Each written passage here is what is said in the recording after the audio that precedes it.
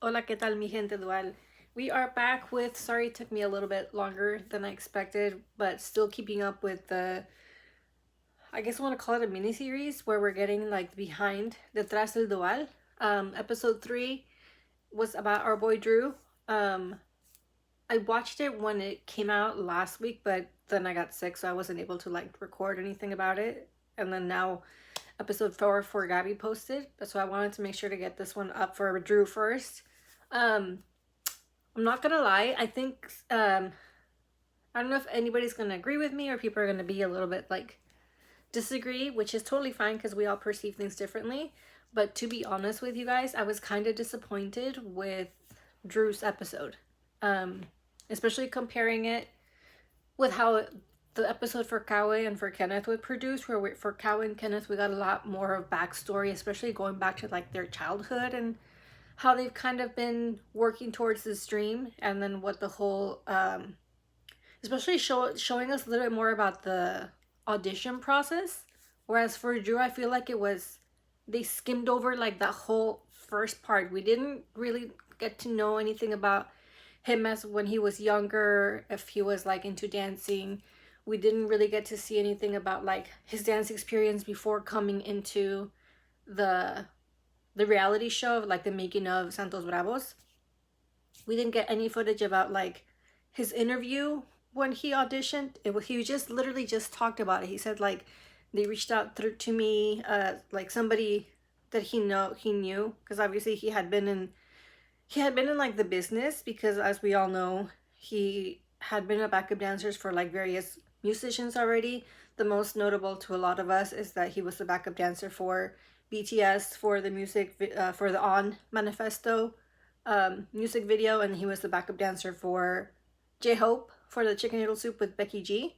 So would I have loved to have him talk a little bit more about that experience and how that kind of helped him, not the fact that he had that connection, but having that experience of working with other artists helped him shape his mindset towards this audition. Of course, I would have also loved to have seen a little bit more or heard a little bit more about his process, because he did mention that when he was younger he wanted to go into dancing, and his mom was very supportive. As we all know, Mama Drew, she's like Mama Venegas, she's super supportive of her son, which, you know, we love our supportive parents that are supportive enough where they're like, okay, reach for your dreams, but also have like backup.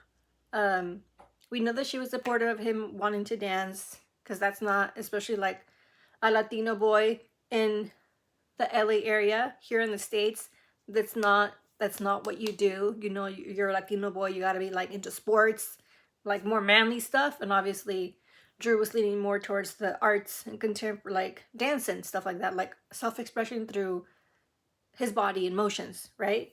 So I love that he did talk a little bit about that, but I wish that he would have um they would have expanded a little more on that. I don't know if it's he didn't feel comfortable giving too much about his backstory, which we totally get if it was his choice, or if it was production that didn't know how to edit that into the show. I wish if it was Drew's choice, totally respect it, but I do wish we could have gotten a little bit more of like how he got into dancing, and if he took any classes, and like his first auditions, if he, because we know he's been in like dance troops and things like that, any competitions and things like that. And I think part of the issue why they didn't dwell too much on the dance part, which I wish they would have focused a little more on again, because he's our main dancer. He's like our dance leader, as we know, you know? So the fact that they didn't focus on his dance as much, and not even like when he was in the group training with everybody else, they didn't focus on like if he had any growth, or if he helped like with um with coaching the other members, like helping them along, being a team player, you know, being like a dance leader. Because we saw it in the episodes towards the end, especially how he was telling them like, you guys need to show up, you need to do the work. They're not gonna keep repeating the same things over and over to us, when we should know the dance steps by now. We should know the rhythm. So I wish they could have showed more of that aspect within the training for the selection. um like any feedback he got from the dance teachers. I always forget the girl's name, the main dancer. I always forget her name, and when I see it, I'm like, oh, I'm not gonna forget it, but I already always forget it. And you guys know who I'm talking about. She's like one of the main choreographers. Um, but they didn't talk about any of his dad's experience within the training, if he grew, if he was like giving feedback of how much of a support he was. To be honest, personally, and I don't know if it was, I feel like it was production the way they're spinning it, because obviously everybody has a role. Like Gao is the leader, you know, mood maker. Kenneth is like the matinee, and obviously like he's been doing this since he was forever. But personally, I felt like they focused a little too much on the whole like him learning Spanish. Him like, obviously we know he's like a parent of like Latino family that grew up in LA, so obviously he didn't learn Spanish growing up, which is like, I lived in LA when I was younger also, and it's very common for like Latino families, especially like from his age range, right? Especially like, even I feel like even now it's not as pushed to be bilingual because of the whole like stigma stereotypes with Latinos. Like, people think they only know how to speak Spanish. So a lot of Latin American families, they focus on them learning the English language, and they sometimes don't put as much emphasis on them learning the Spanish, because they think like, when is that going to help them? It's going to be more helpful for our kids to learn English and like speak it fluently and speak it well. And also, you know, when you're in school, you're with your friends, you're going to be talking mostly in English because you're interacting with like mostly like American. All the kids are speaking English basically. Not to say that his family didn't speak English at home, but it's hard to get a kid to want to learn like a Spanish language when it's like, why? I can just talk in English to you and you understand me. My parents understand me. Why need to speak Spanish? So I get that.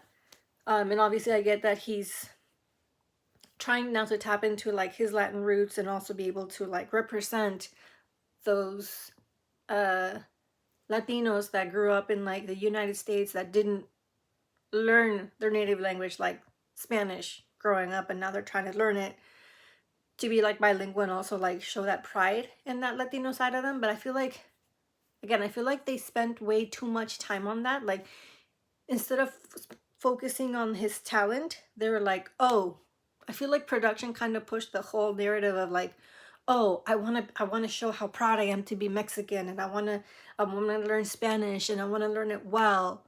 Because I swear, like, at least the episode is, I think, like 30 minutes, and I swear like 15 minutes of that was spent just on him talking about during the training that he was taking, like Spanish lessons, you know, like with a tutor, and you could see him like studying, which we already knew he was doing that because they showed clips of that. And obviously, if he's going to be in a boy band that is Latin, the main language is Spanish, of course he has to learn the Spanish. So I appreciate that. Obviously, he showed how much he worked on like his pronunciation, and like realizing when it came to specific songs, like, oh, it's really important for me to pronounce it correctly without the gringo accent, like you mentioned, which again, that's one of the things that a lot of Latin people get made fun of. It's like, oh, you're speaking English, but we can hear your accent. We can hear you. Like, I'm saying the reverse, because obviously he grew up speaking English and he's learning Spanish. But for a lot of like Spanish speakers that learn English, they're like, oh, we can hear your Latino accent, right? And also for the English speaking Latinos that are trying to learn Spanish, it's like, oh, you sound like a gringo. You're not, you're not pronouncing, no estás pronunciando tus palabras bien, basically. Se oye el acento así. And that's basically, he didn't want to sound like that. No quería escucharse como que está hablando así. Because that's what he's talking about, the gringo accent. So, and when he speaks it now, he sounds like so beautiful. You could tell it's like his native tongue. It's still his native tongue, even though he's rusty on it because he didn't learn it like 100%. And I feel like there's a lot of us, personally, like, a lot of my Spanish, I forget it until I hear it more, and then I'm like, okay, I need to practice speaking it more because I'm starting to lose it. I'll forget words, or and that's even with me like speaking Spanish with my family my whole childhood, right? But as we get into adulthood, we have less and less opportunities to speak that second language unless you're translating for somebody, or unless you're speaking to somebody that's like a Spanish speaker. So I totally get where he's coming from, that it's, if he's not practicing it, it's hard to remember it. So I love that he did mention about how he's appreciating and like learning it during the songs was something that it was a challenge, but he embraced it. So I appreciated that part. And also how he, I mean, I'm not gonna lie, when he said that songs in Spanish are better, I agree with him, like to a certain extent. Obviously, because we have different genres, right? When you hear like a ballad in English, it's like, oh, it's such a good ballad, but it's mostly because of like the lyrics or the runs. But when you hear the ballad in Spanish, es como más desgarradora. It's like it gets you like, oh, it pulls it right from your heart. That's why I say a lot of times like when Alejandro like starts belting, you're like, oh, he's hitting you like in your feelings. So I totally agree with Drew when like you're singing Spanish, especially the ballads, which is what Latin artists are known mostly for, especialmente Luis Miguel. When they sing those ballads, they hit you right in the feels. And when they sing like those like dance songs, like especially like other not like pop music, more it's more like salsa, merengue, cumbia. It's like you got more flavor, you know. And I think the equivalent to that is R&B, which is rhythm and blues. So that's like something that Kawa taps into. So it gives you like the little spice. So, you know, I totally agree with him saying like, and I love that he's now not really realizing it, but also like um living it, for experiencing for himself, like, wait a minute, when I'm singing this song in Spanish, like I can feel it more, I can connect to it more, I can connect to the lyrics more. I don't know, I'm gonna cry. I just remembered them singing Lluvia en Estrellas. That song. But anyways, um but yeah, like I feel like a lot of the episode was focused a lot of like his being, his learning his native language, and him trying to represent that Latino community here in the US that didn't grow up speaking Spanish, but they're from a Latin family, you know? I feel like that got pushed a little too much when it's like, okay, all of us watch the show, all of us know his background. We already know that part of Drew, and we love the fact that how much he's grown. Like I said, from when he started, like when he's not only with his singing, but with his like speaking, to where he's at now, that you can't like, when he's singing, I'm like, is that Drew or is that Gabby? Because his pronunciation is perfection, whether he sings in Spanish or Portuguese, and obviously the singing because he wasn't a singer. But I do wish they would have showcased a little bit more his dancing, because that's like his main skill that I feel like, I don't know, I almost feel like the way that they explained it, that somebody, uh I guess his agent at the time, called him and told him like, hey, there's this audition, and like, and the questions for the audition were like, oh, we hear that you're from the States, and that you're from a Latin family and you speak Spanish. It's almost like he was checking a box, like a minority box, like, okay, we got the Puerto Rican, we got the Peruvian guy, we got the guy from Brazil, we got the guys from Mexico, we got people from like uh where else were they from? Like Peru. Where are the people? I'm sorry, I forget where. Oh, Argentina, right? And it's like, wait, we need the one American guy, but that's Latino but doesn't speak Spanish. I almost feel like that's where he came in and he checked that box off. So I was a little bit put off by that. I wish they would have also mentioned like, hey, we know that you're super talented and you're like a great dancer. I think you could be a good fit. Like they didn't mention any of that. So I don't know if they like asked him about that, or if it was even like thought of when they were doing this interview session. Um, Although I do appreciate him being open to what he is comfortable, where he mentioned, and it explains a lot at the same time. He mentioned that during COVID, which makes sense because I feel like that's when all of us were like, oh my god, Drew was in like the BTS video, he was in the On music video. Literally that music video dropped in like February of 2020, and then COVID hit. So literally he filmed that music video like early 2020, then COVID hit, everything came to a stop. So whatever momentum he had from like opportunities, came to a stop. Because if it affected the artists that were well known, it like obviously affected BTS's promo for that album, affected that tour, everything shut down. Of course it's also going to affect like the dancers that are in the minority, that don't have like the money and the fame and the popularity to continue doing stuff just like digitally, right? So it did kind of like hurt my heart a little when he said that I'm not gonna cry.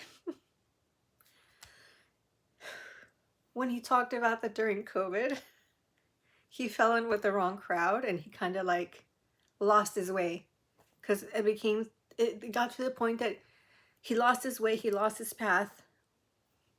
We don't know what happened, only he knows, and he has a right to keep his privacy. But then he mentioned that it got to a point where he was struggling to get the bills paid, so he was working, I think he said he was working like at a retail, but then he was also working weekends like teaching dance lessons. But it got to a point where it was like he was just teaching it to make money, and it lost its shine. Like he didn't love it as much because it became a chore. Like it became, I have to do this because I need to make money to pay the bills. Whereas I'm gonna get to do this because I'm gonna express myself, and it's like a great way, an outlet for me to express who I am, and like I'm trying something new. I'm, expressing this new sound, this new music. So it is sad, and I found it like a little bit like ironic, not in a bad way, but it's just kind of interesting how it tied into him being a backup dancer for BTS for that era. That's one of the most popular eras, most beloved because it was like lost to COVID. But one of the songs in that album,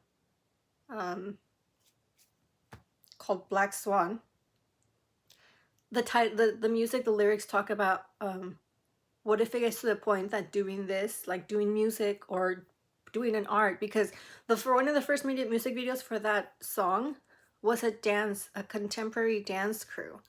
It wasn't BTS, it was a dance crew, and it was so beautifully shot because it was just the dancers doing their thing, like showcasing their art. And the lyrics, I don't know, I'm so emotional.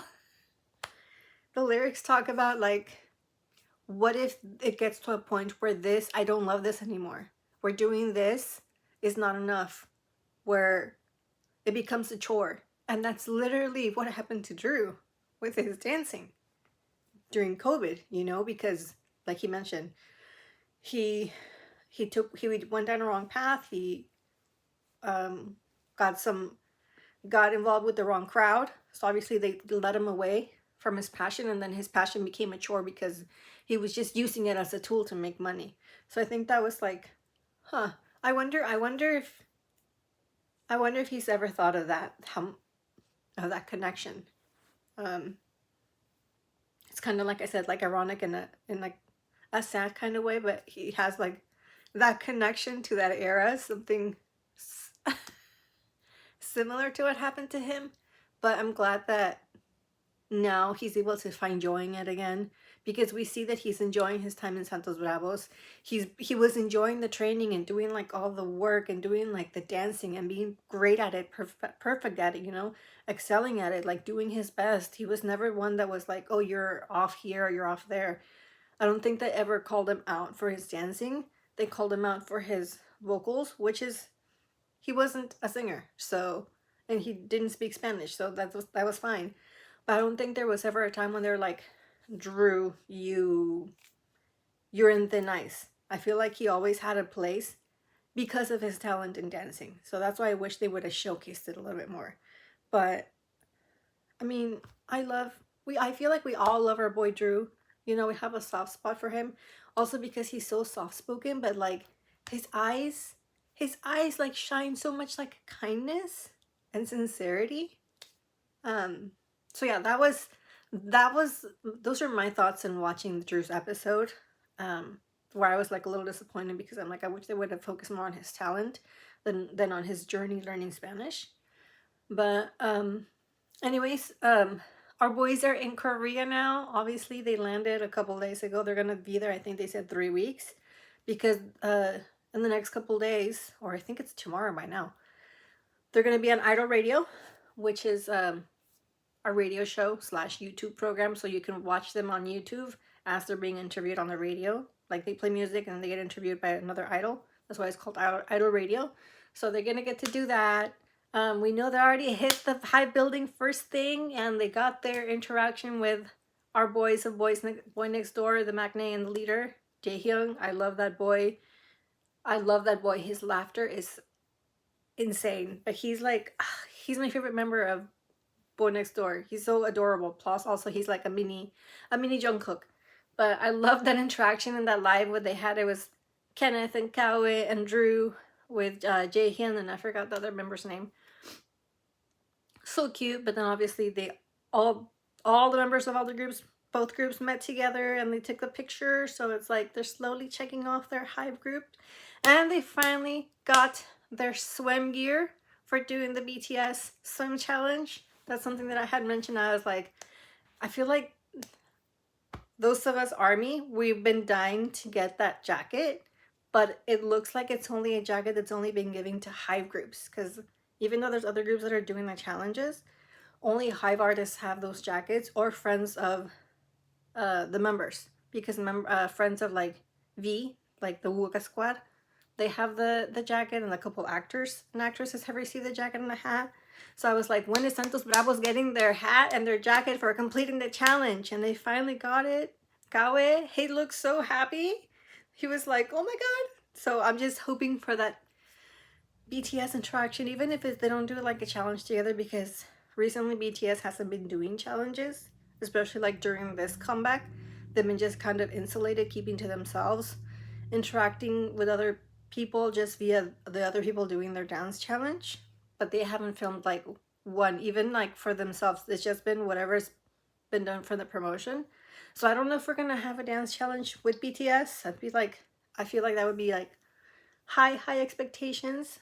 But the fact that they're in the Hive building, they're planning something already. If they're gonna be there for 3 weeks, they're gonna have like content. So I wonder if they're gonna be in like music shows, because I know they're promoting Velocidade right now, because they've been doing the challenge and they did it with Boy Next Door.